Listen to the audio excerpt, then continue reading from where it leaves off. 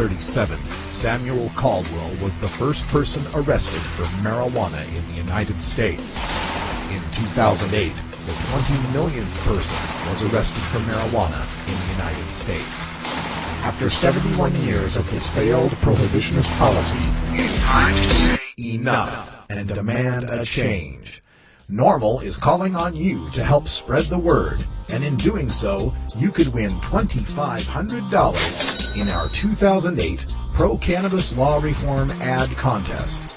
Just create a 30 or 60-second video or flash animation explaining why we need to end adult marijuana prohibition.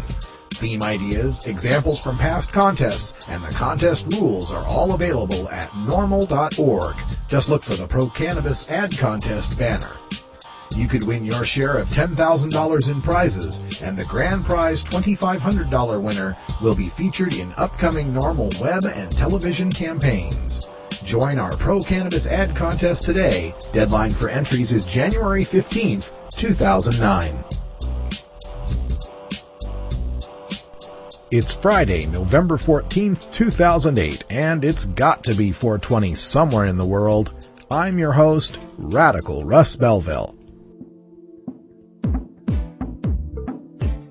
Produced and distributed by the National Organization for the Reform of Marijuana Laws in Washington, D.C., this is your NORML Daily Audio Stash, the growing truth about cannabis.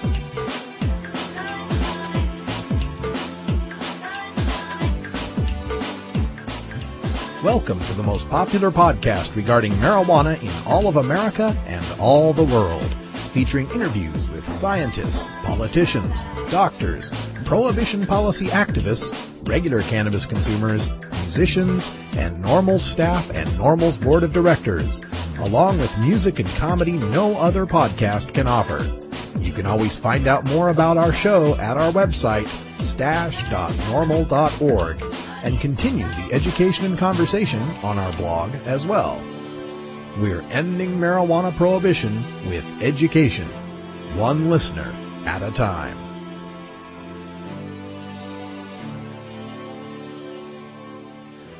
The podcasting and blogging technology for the NORML Daily Audio Stash is provided by Red Aphid Interactive Media. For your professional web design needs, visit redaphid.com. Good day, Stashers. Welcome to the podcast and welcome to the weekend. We made it through another week, and boy, those holidays are quickly approaching, so you better get those harvests in and get your presents ready for everybody. I've actually got a few presents for you. If you're so interested, you can check out the newest videos that have been posted to the National NORML YouTube channel at youtube.com/NATLNORML, National NORML, and you can find the latest videos from the NORML conference that took place in October in Berkeley, California. This is the panel on how the media lie about cannabis, and it featured NORML's Deputy Director Paul Armentano, Bruce Merkin, the Communications Director for Marijuana Policy Project, independent journalist Ann Harrison, and was moderated by Richard Cowan, a former executive director of NORML and the founder of MarijuanaNews.com. Oh yes, and yours truly was there as well, and I'm bringing you my presentation, or part of it, from that panel, a discussion on how the media frames the cannabis issue. You can catch that at the end of the podcast. Or again, check out National NORML's YouTube channel, youtube.com/NATLNORML. Also, of course, on this Friday, we will have our regular cannabis entertainment news segment with celebstoner.com Steve Bloom, who's got the most interesting tale to tell, I guess that's one way to put it, about a New Jersey councilman who is a Grateful Dead fan, and his unfortunate incident at a recent Dark Star Orchestra show. So stay tuned for that, as well as our regular musical break brought to you by my brother, Less Than Radical Josh. It's going to be quite the weekend, so we better really load up this time. Get yourself a bomber and one of those flamethrower lighters. It's time for your NORML Daily Audio Stash. Hello, I'm Paul Stanford from the Hemp and Cannabis Foundation, or THCF. Medical marijuana is legal in 13 states today, and THCF has clinics in 8 of those states. Our doctors help qualified patients obtain an authorization for medical marijuana in their state. Patients are eligible for medical marijuana with a history of either severe chronic pain and or nausea, cancer, AIDS or HIV, hepatitis, glaucoma, seizure disorders like epilepsy, chronic muscle spasms such as multiple sclerosis or asthma, neurodegenerative diseases such as Alzheimer's, and gastrointestinal disorders like IBS or Crohn's disease. If you or someone you know has one of these conditions, our doctors will help you obtain a permit for medical marijuana. THCF Medical Clinics has offices in Washington State, Oregon, California, Colorado, Hawaii, Nevada, Montana, and now Michigan. Call 1-800-723-0188 or go to the web at hemp.org or 1-800-723-0188.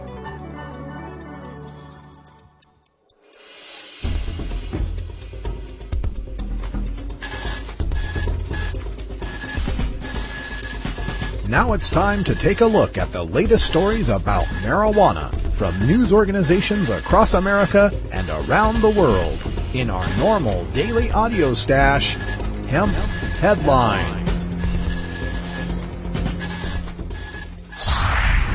NORML's Paul Armentano writes on the NORML blog that the CDC says fewer Americans are smoking cigarettes than ever.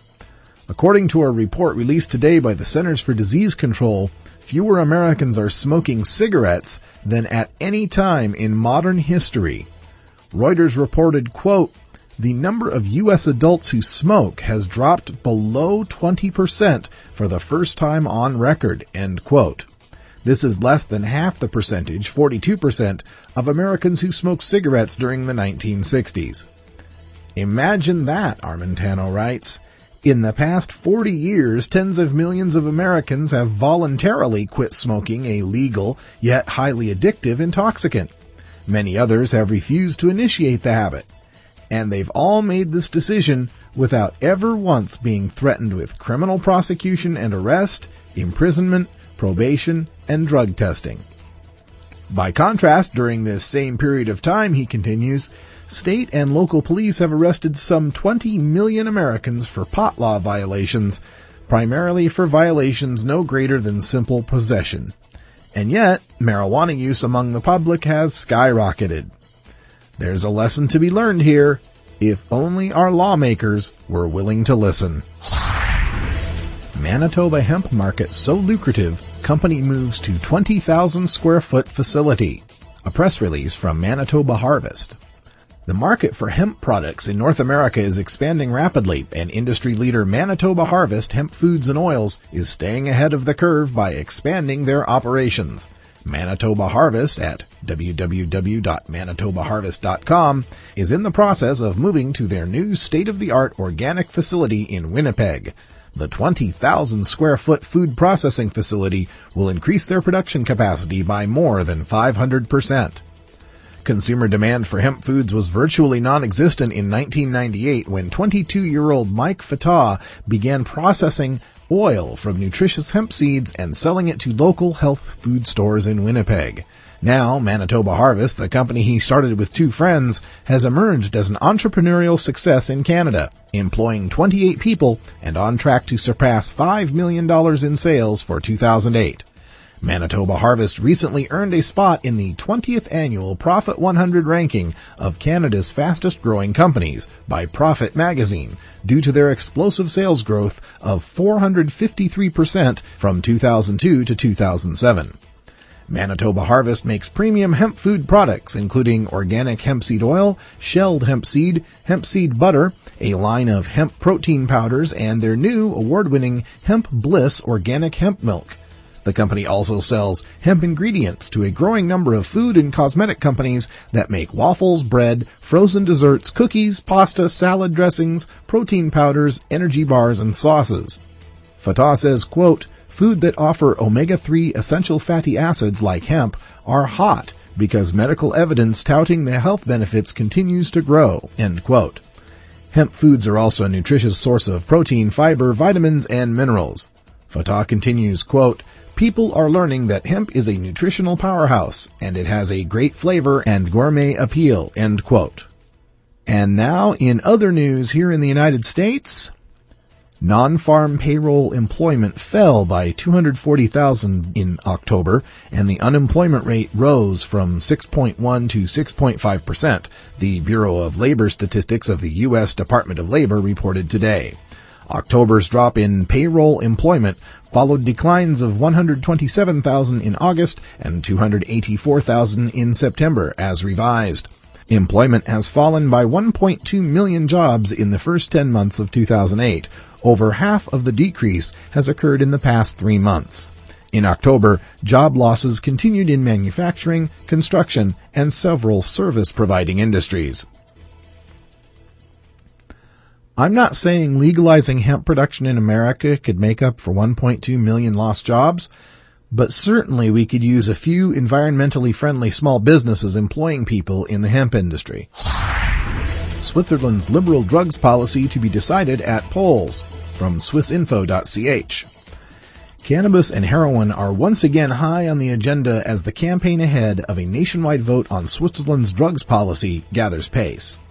45% of respondents in the poll said they would vote for decriminalization, while 42% came out against. The People's Initiative foresees the legalization of psychoactive hemp for personal consumption, while the trade and cultivation of hemp would be subject to state control. The state would also have to ensure that minors don't have access to cannabis products. It will be the third ballot on drugs in just over a decade. In 1998, voters rejected a proposal to decriminalize cannabis just 1 year after they turned down a call at the other end of the scale to introduce a restrictive drugs policy based on abstinence. Drugs experts are pleading that cannabis consumption should be considered in a wider context. They say, quote, "A majority of the Government Advisory Committee stands by its conclusions from 1999 to find a system regulating access to cannabis products," end quote. Governments around the world are coming to the same conclusions, that cannabis isn't the social harm it's been made out to be, that lots of people like to buy and use cannabis, and that a system of regulation would better control the market for cannabis while eliminating prohibitionary harms. Will the United States, during this incoming administration, get on board with the rest of the world? One of the points made in the article by a member of the parliament was that Switzerland is a signatory to global anti-cannabis treaties that were pushed through the United Nations by the United States. We are going to have to lead the world in ending cannabis prohibition because much of the world prohibits cannabis because of us. British police issue warning over cannabis laced with cocaine. Police in Leeds are warning people to be aware that small amounts of cannabis are being sold in the city laced with crack cocaine. The 5-pound amounts are known as Mach 5s and are sprinkled with a small amount of crack cocaine, making them more addictive and dangerous to users. Police believe a number of those buying cannabis are unaware of crack cocaine being mixed into amounts of the Class C drug. Neighborhood Policing Team Inspector Andrew Briggs said, quote, "We have become aware that dealers are trying to introduce cannabis users to harder drugs by lacing small amounts of cannabis with crack cocaine. Using any drugs obviously poses a substantial risk to health, but the practice of introducing a highly addictive Class A drug to people under the pretext of dealing a small amount of cannabis is an extremely dangerous precedent. There is no quality control when using illegal drugs, and the bottom line is that people are never truly aware of what is contained in any drugs they are taking," end quote. Which is exactly why we are calling for the regulation of cannabis for responsible use by adults. You don't find whiskey in the liquor store spiked with cocaine, do you? No. The gateway you drug warriors have always been talking about is the gateway to the drug dealer you get your cannabis from, who also has other drugs for sale.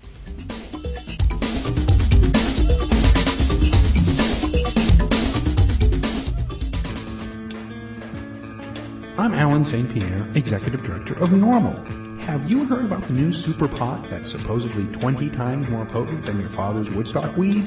Don't believe the hype. Marijuana's THC potency has always varied, even in the 60s and 70s.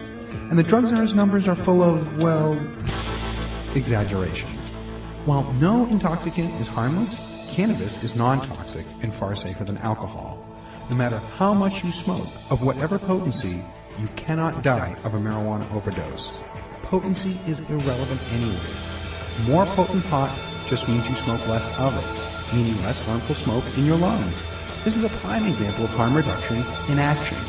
Besides, the government already allows the prescription of THC pills. Its commercial brand name is Marinol, and it's 100% potent. Meanwhile, the federal government won't allow dying people to use natural marijuana, no matter what the potency?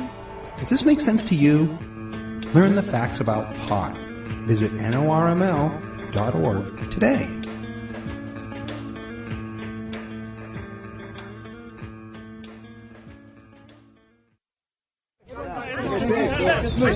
Everyone move.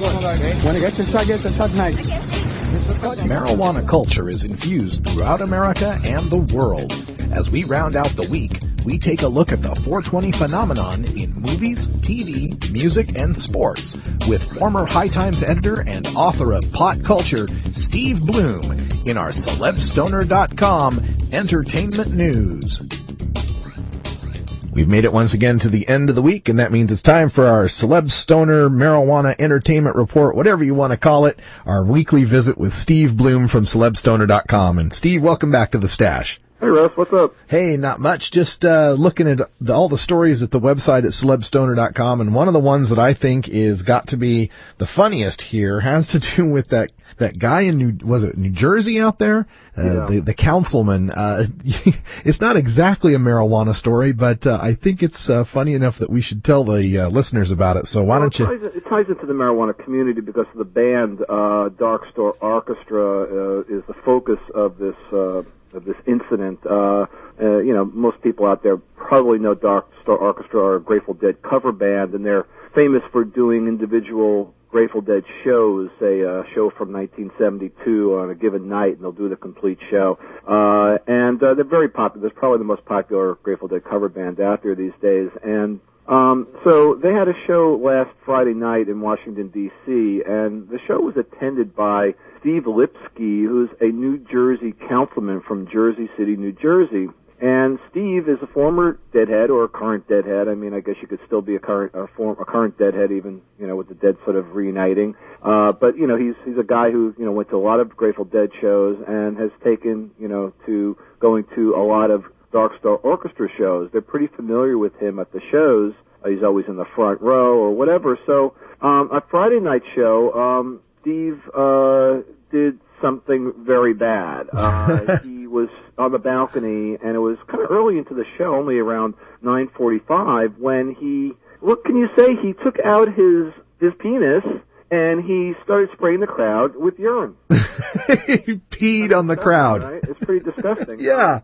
And he was swiftly, removed and arrested. I would hope so. And, there wasn't really any doubt, among the people in the crowd that this is what occurred. However, he has pled not guilty, I guess by the advice of his lawyer, not to admit anything. Uh-huh. And they're trying to say, it was just a beer that fell over. However, one of the reports of one of the people in the crowd who was victimized said that you could see his manhood in his hand, a long arc, a stream of urine coming out into the crowd. Oh, my God. Sorry to have to put all this out here in the middle of the show. And so he was arrested, and the band, is obviously kind of livid about this whole thing. I mean, he was a big supporter of the band. He's always on the band's website, writing, stuff on the forums, and Rob Eaton, the guitarist, said he's a disgrace to the community, and fans like you we don't need. This was a post up on their website. And then Matt Reynolds, who's their road manager, went into a little more detail, because I know Matt, and sent a query to him to just fill us in a little bit. So he said Steve Lipsky is a guy who would always be with his wife on the front row at our shows, singing along and having a great time. I don't recall ever having a problem with Steve before this incident. In fact, I couldn't tell you if I ever witnessed him taking a single drink. I'll get back to the drink in a second. He was always very generous when it came to bringing the band gifts or inviting us out to dinner, and he was always pitched in when it came to canned food drives or other benefits in which the band was involved. I always consider him one of Dark Star Orchestra's most loyal and devoted fans. When I first heard about the incident and who was guilty party, I was speechless. I couldn't believe that he would compromise his position in his political life and in the community of his friends and fellow fans. I've heard from some folks who are actually in the line of fire and they have been able to forgive Steve, even offering their support. To the best of my knowledge, no one was seriously injured or hurt, and for that we are all thankful. I wish Steve the best of luck on his road to recovery. Now, the other point of this is that Steve Lipsky has apologized, although he hasn't admitted anything. And in his apology, he said, "I am an alcoholic, but I have not drunk for 2 years. I fell off the wagon, flipped, crashed, burned, whatever one wants to label it. I screwed up." He's screwed up before. This councilman had a DUI on his record from 2006, and this again happened when he was attending a Dark Star Orchestra show in Western Pennsylvania. Wow. He was pulled over for DUI, reckless driving, driving on a sidewalk, recklessly endangering another person, careless driving, and disregarding a traffic lane. So, Steve goes a little wild when he's drinking, apparently, and he, fell off the wagon. So he's basically blaming it all on alcohol, even though he's not admitting to what he did. And the final part to the story, Matt Reynolds wanted to make an additional statement I think is more appropriate. As you said, this wasn't really a marijuana story directly, but when you think about the efforts of SAFER, for instance, in Colorado, where they're constantly making the point that alcohol is much, is so much worse for you than marijuana will ever be, and that marijuana should be legal and there should be more restrictions on alcohol abuse. Matt said, "It's very disappointing that our country is still hung up on spending billions of dollars to keep drugs like marijuana and hash illegal, while drugs such as alcohol and prescription pain medicine are legally accepted methods for destroying lives and careers every day." And here's an example, although Steve Lipsky's career has not been quite destroyed, he's been, seriously embarrassed, and, and he's facing a charge of simple assault for, what he did. Yeah, I can't even imagine what the trial might be like. Do they call in CSI? Decided to behave this way. I mean, alcohol means that you could, pull down your fly and whip it out. Yeah. Start spraying, your fellow fans. It's just so disgusting, absurd. Well, and people might think that's, a rare occurrence or something like that. But before I found cannabis, I was quite the drinker myself and hung out with some pretty heavy drinking guys. And I've known a couple of guys who've come home after a bender like that and, done something quite similar. So yeah, it doesn't sound in a social crowd, you mean? Well, not on a crowd, but like in a house and be in the wrong room, let's say. Just do something, kind of foul, right? Yeah. It's just, let's just say that alcohol tends to bring out the worst of us and marijuana brings out the best. I think we can agree to that. Now, speaking of marijuana and bringing out the best or the worst of us, marijuana always seems to bring the worst out in the drug czar and their continued propaganda campaign. I noticed that you had picked up on the same ad campaign I'd noticed, the Jobs for Potheads ad campaign that's out there. Boy, what do you think about that? Well, thanks to you and the stash, because I noticed it, on your site, and we just sort of decided to, basically piggyback off of what you and a few other websites have been doing. What's kind of most interesting I'm finding about this ad campaign, this latest partnership for Drug-Free America, White House, Office of National Controlled Drug Policy, campaign against marijuana, and it could be its last, one of its last, to sort of, take this approach. They're sort of, they're trying to have fun, and they're trying to tell people out there, another reason why you shouldn't smoke marijuana, that there aren't many jobs out there for potheads. But lo and behold, they decided that there are a few jobs out there that you may consider, maybe send on your resume to be a burrito taster or perhaps, a TV remote control operator or even a couch security guard. Like, hey, it's like so funny I forgot to laugh. Yeah. But this is their sense of humor, and they think it's quite funny. And of course, I don't know. They seem to leave out ice cream scooper. Yeah. Pizza slicer, Dorito bag handler. Come on, they could have been more. Well, what about bong maker? Come on. There's all kinds of. Of course, if we're serious, we could say a pot tender. Yeah. But anyway, it's such another ludicrous effort by the government to steer people away from marijuana. And I'm just hoping that this is, we're going to start seeing less and less and less, and, it'll be pushed aside, that this is not going to be the way the government's going to operate when it comes to the drug war.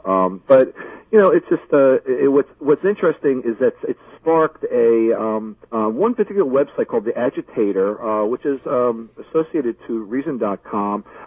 They've posted one particular story called Successful Pot Smokers, Let's Make a List, and there have been 400 comments. I wish people would comment like that on Celeb Stoner, but more power to The Agitator to get so many people to come to their site listing names of people and things you can do as a marijuana smoker, realistically, as far as work prospects and stuff. And so it's kind of set up a great discussion. So, the backlash against this ad, you see something kind of good come out of it, that, people respond to it, in a positive way. Yeah, and what I would think too is just the existence of the website celebstoner.com and all of these very, very successful entertainment people that seem to endorse cannabis use. It's an argument that falls flat on its face with any serious. Well, we might even argue that the job of the president of the United States, is a job for a pothead. Yeah, no kidding. Hey, Steve, thanks, man. It's always great talking to you on Fridays here for the celebstoner.com Entertainment Report.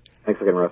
Cannabis, pot, just say no. No matter what you call it, it's a huge part of popular culture. Where'd you learn that, Cheech? Drug school. You don't need weed school. You just need a copy of the new book, Pot Culture, the A to Z Guide to Stoner Language and Life. Hey, this is great, man. Even if you never smoked marijuana. I never used marijuana. Sorry. Don't think you smoked marijuana. I experimented with marijuana a time or two and didn't inhale. Or you used to smoke marijuana. I inhaled frequently.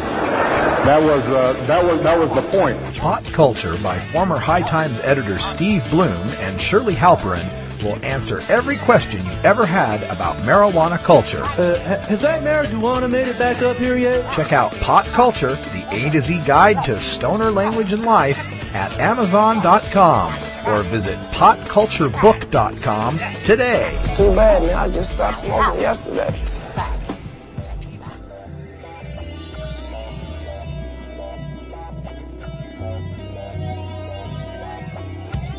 Here at the NORML Daily Audio Stash, we work hard to change our nation's marijuana laws through education and discussion. But we also take time to relax and unwind with an eclectic mix of pod-safe music from many independent artists. We look for music that speaks to the growing truth about cannabis, or music that speaks to broader themes of freedom, liberty, social justice, equality, and protest. To find out more about the artists and download the music you hear on this podcast, just log on to stash.normal.org. And if you'd like to get your music heard by the online cannabis community, just send us an email at stash@normal.org. Thank your major deity or preferred philosopher of choice, because it's Friday, Stashers. Today's music for the weekend is a familiar time for you all. A time legendary to everyone who has ever smoked pot ever in their lifetime, or has a friend who smokes pot, or has ever watched a television show or movie where pot is referenced at all. I, of course, am talking about 8:06 a.m. Greenwich Mean Time. Just kidding. I'm talking about 420, obviously. I may not be a huge smoker, but I'm not stupid either. Big Fellas is a San Diego-based band whose influences include Ben Folds 5, Steely Dan, They Might Be Giants, and Warren Zevon. If that's not an eclectic mix of bands, I don't know what is. But the beautiful thing is that you can hear every influence in their album, Chubbed Up, which was released just this past October. They also get the honor of being the first band who has ever sent me a promo CD. I feel like a real music director now. I get promos and press kits, yeah! But seriously, having listened to Big Fella's entire album, I can definitely recommend it. It's a lovely blend of classic pop sensibilities with a little bit of classic and piano rock thrown in. My only nitpick is that their song, 420, is not actually 4 minutes and 20 seconds long. But I'm weird like that. You can listen to more of Big Fellas on their MySpace page or check out their website, both of which are linked at stash.normal.org. I highly recommend checking out their album. The more I listen to it, the more I love it. And if you have music you want to be featured on the stash, you can send it to me at normalsafemusic@gmail.com. We also have a MySpace page, which you should definitely friend if you want to find out more about the artists we play here.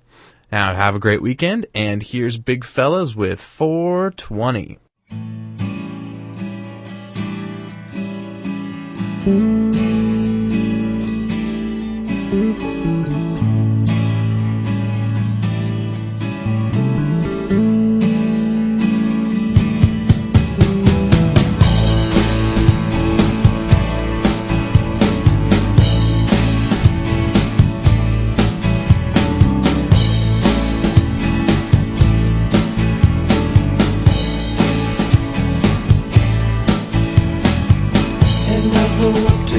Just after class, they got appointments to go mow the grass. Corners are churning, they feel the burning, so they gotta go. It's 420, everybody's high. It's time for tea.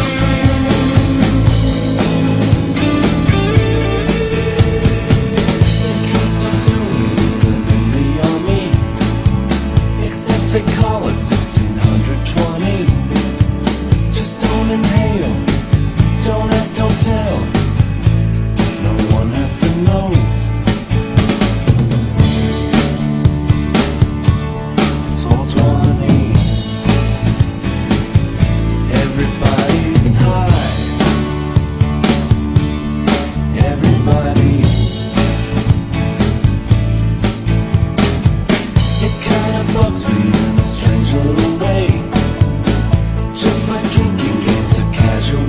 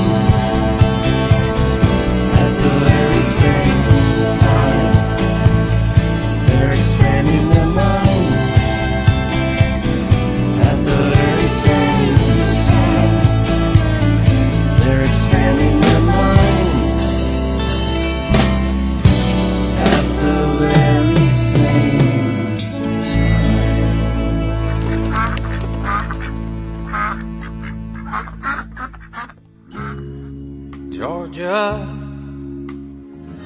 Hi, this is Willie Nelson, and I need your help. Alcohol prohibition didn't work in the 20s, and marijuana prohibition isn't working today. It's time we stop arresting law-abiding citizens because they prefer marijuana over alcohol. Nearly 2,000 Americans are arrested every day on marijuana charges. We're unfairly destroying the lives and careers of hundreds of thousands of people each year simply because they smoke marijuana. These are not criminals. They're average citizens like you, good neighbors who work hard, raise families, pay taxes, and contribute to their communities. We need your help to end marijuana prohibition once and for all. It's the fair thing to do. For more information, contact NORML, the National Organization for the Reform of Marijuana Laws. Call toll-free 888-67-NORML or visit their website at norml.org. Our next speaker, sometimes known as Radical Russ because he's almost as radical as I am. He also does NORML's podcast and has his own program on XM satellite radio, which is about as high as you get, even at the NORML conference. And so let's see, Russell, if you can be more radical than moi. I'll do what I can.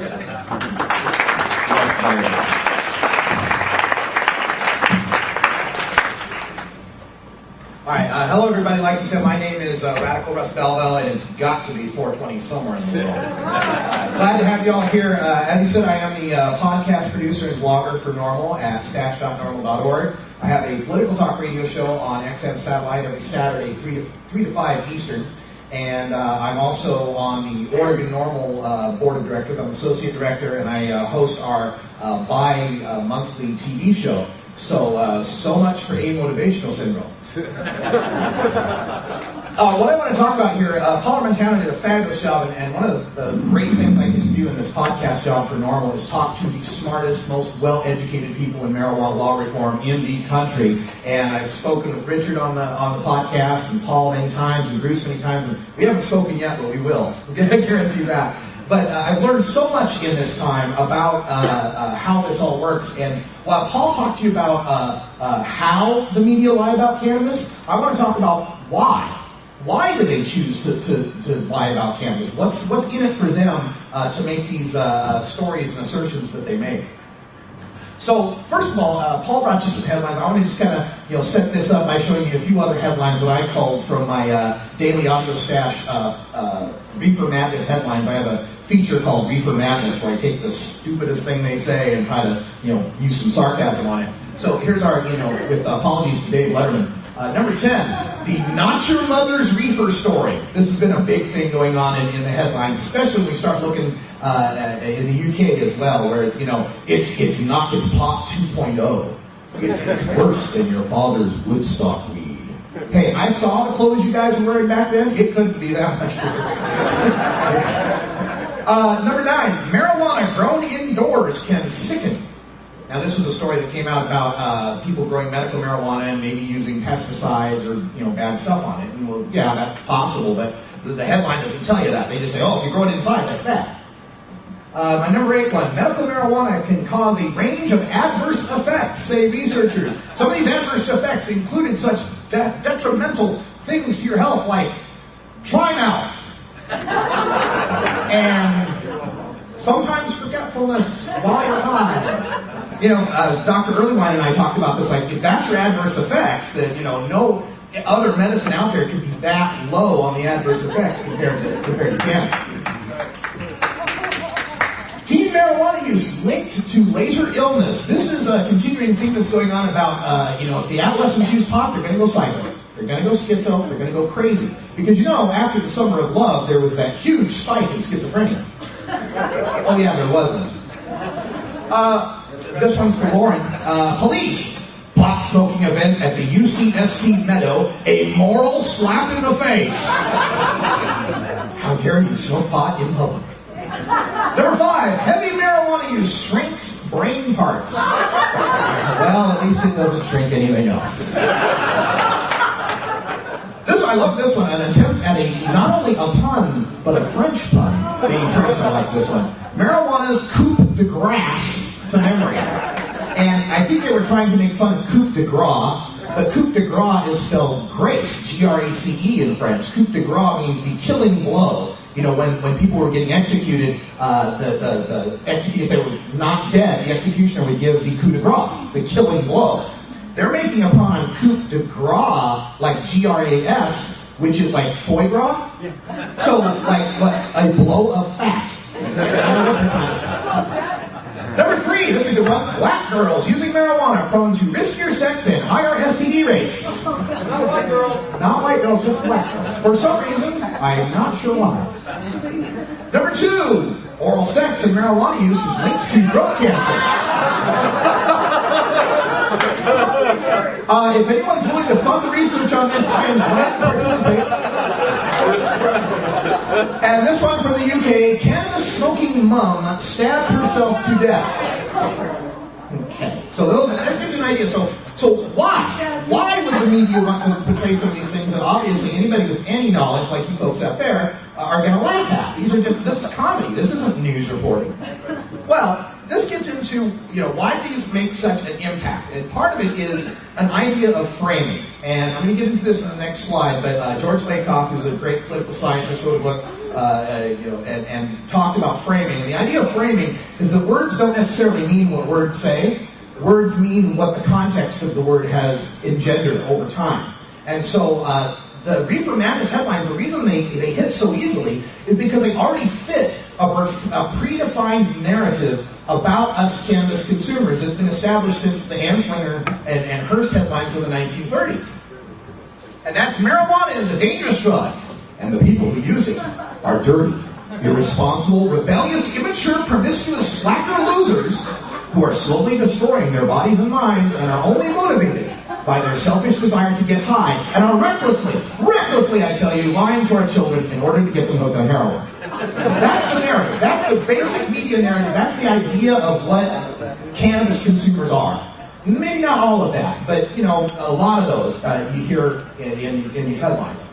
So as I get to this, I want to talk about media bias. Why does the media do this? And a lot of times, especially on the right, they'll say, "Oh, it's the liberal media. It's the liberal media. The media is liberal." Those media corporations like General Electric and Westinghouse and Columbia. These big corporations are liberal. There is no liberal media bias. Media is a ratings-driven, for-profit business. If they can make money on it, they're going to promote that. If it bleeds, it leads. You've heard that with the local news stories. If there's a wreck, conflict and danger, sell. Also, media are lazy. These guys have deadlines to make. They've got to get their story turned in, and they're going to go for what's easiest. What's the easiest story I can get out there? And then, of course, the Mr. Mackey line, good to bad and kind, right? It's already, this is a set storyline. So if, and rarely, like Paul brought up, rarely do we get two sides to the story, but if there are two sides to the story, they're labeled as anti-drug and pro-drug. We're pro-drug, right? It's that same old media line between, when people talk about pro-life versus pro-choice, the pro-life people will call the pro-choice people pro-abortion. Nobody's pro-abortion, right? We're not pro-drug. We are pro-drug reform, pro-drug law reform, pro-harm reduction, pro-intelligent discussion of the issue. We're not necessarily pro-drug. And the other thing, especially when you're talking to local news, is they usually have that 6 on your side. We're on your side. We're going to protect you and your kids. So they're always going to come with some scare story, the latest danger from marijuana that you need to know about for your kids right after this commercial. Right? They got to have that hook to get you to come back after you watch the commercials. So one of the idea behind this, again, I talked about framing, and George Lakoff wrote a book. Now, everybody clear your minds for just a second and think of nothing. Now, don't think of an elephant. And what did you just think of? An elephant. The idea behind framing is that, and what Lakoff says in this Don't Think of an Elephant book, is that by negating a frame, by mentioning a frame, by playing in the playground that your opponent set up for you, you've already done their work for them. Right? If you approach the drug reform issue in their terms, half their battle's won. And the idea of don't think of an elephant is, if I'm trying to not make you think of an elephant, I don't say, don't think of an elephant, I say, think of a rhinoceros. You're not going to think of an elephant if I say, think of a rhinoceros. So, go away, elephant. Every word evokes a frame. Okay, so when you have words, like when I said elephant, what are some of the things you think of when you hear elephant? Republican. Dumb. Memories. right? And the elephant never forgets, that kind of thing. Circus animals, circus, big, right? Africa, right? All sorts of things that get brought to your mind by the innocent little word elephant, which really all the word elephant means is pachyderm, big mammal. But yet we thought of Africa, we thought of memory, we thought of Republicans. That's what framing's about. Marijuana is that kind of frame. Let me get into this a little bit more. When people hear the word marijuana, it's already got a frame. Loser, slacker, Cheech and Chong. Whatever, drug, right? Marijuana has that frame. Words defined within the frame evoke the frame. If I say, the patient smoked a joint, the word joint evokes marijuana. The word marijuana evokes drug, slacker, loser, hippie, dirty, awful, 60s, whatever. And I'm not saying these are bad things on our point of view. I'm just saying this is what the general public hears. Negating a frame evokes the frame. If we try to say something, marijuana is not as bad as people say it is, you just evoke the marijuana frame. You just brought that up. You just served it up on a platter for our opponents. Even when we say it's not bad, we are giving credence to the idea that it might be bad, and we have to oppose that. And then finally, evoking the frame reinforces the frame. Every time we say the word marijuana or something like that, it helps to evoke the frame. So, what are we going to do about it? Because obviously, after, NORML's been in business 37, 38 years, and we've been fighting prohibition since 1937 and such, so we know the truth, and so far the truth hasn't set us free. And the reason why is because no matter how true the truth is, if it doesn't fit the frame, the truth doesn't come across the way we would expect it to. Like, we're very proud of, you're not proud, but we're often saying, there were 872,000 marijuana arrests. Isn't that awful? But in the frame of the average person hearing about marijuana, they say, well, marijuana is dangerous. It's not it's pot 2.0. It's 20 times more dangerous than the 60s grass. So that's good that we arrested more people, because marijuana is bad, okay? We spend $7.7 billion, federal and state, on enforcement costs, but within the frame of marijuana being bad, people just hear, well, if it's going to ruin our children's lives, we can't spend enough on it. 25 million people annually consuming marijuana. And we say, there's 25 million of us doing it, so, you're obviously not stopping anyone.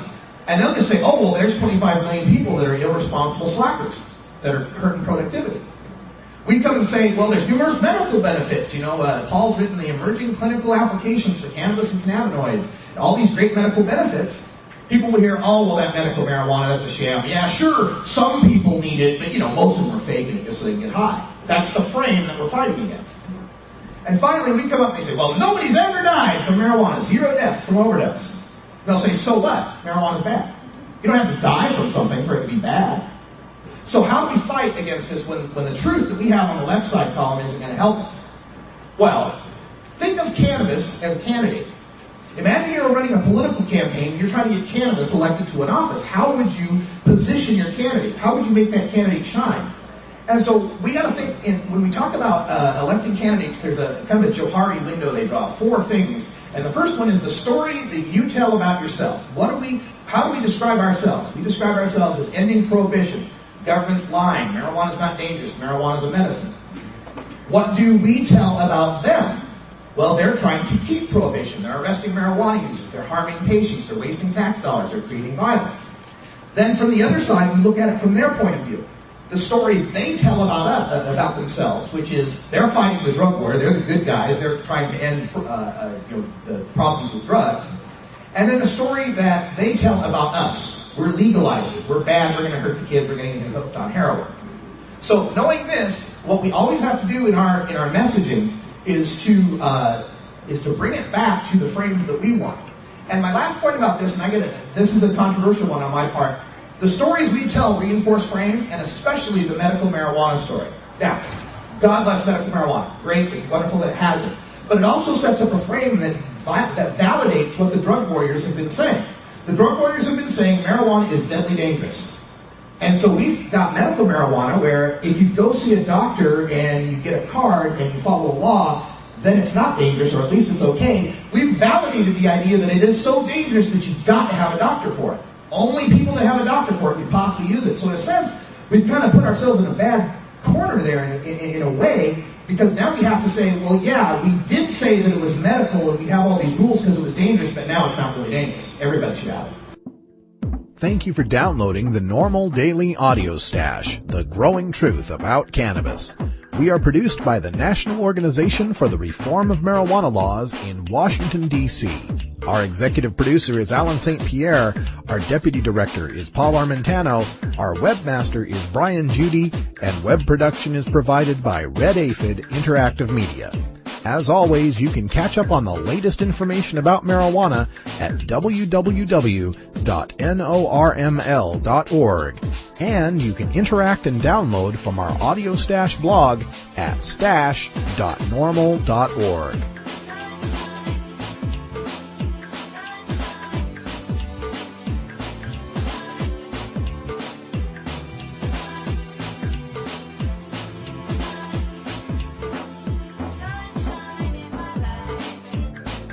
For everyone here at NORML, I'm your host, Radical Russ Belville, hoping all your harvests are bountiful and your encounters with law enforcement are non-existent. We leave you today with another one of our cannabis quotes, and this one is a little bit of reefer madness that comes from Carlton Turner, who was the former drug czar under President Reagan, who said, quote, "Marijuana leads to homosexuality and therefore to AIDS." End quote. Wow, it's amazing that you can get homophobia and reefer madness all in the same sentence, all at once. That's just amazing to me. Good luck to everybody out there that'll be protesting this Saturday against the Proposition 8 from California. Stand beside you in that fight, and remember that you got to stand up for the rights of everybody, or eventually nobody has any rights. I'm Radical Russ. Thanks for joining us here on the podcast. Have a great weekend. We'll be back next week with more news and interviews you can use for the cannabis community. And until that time, take care of each other, tokers.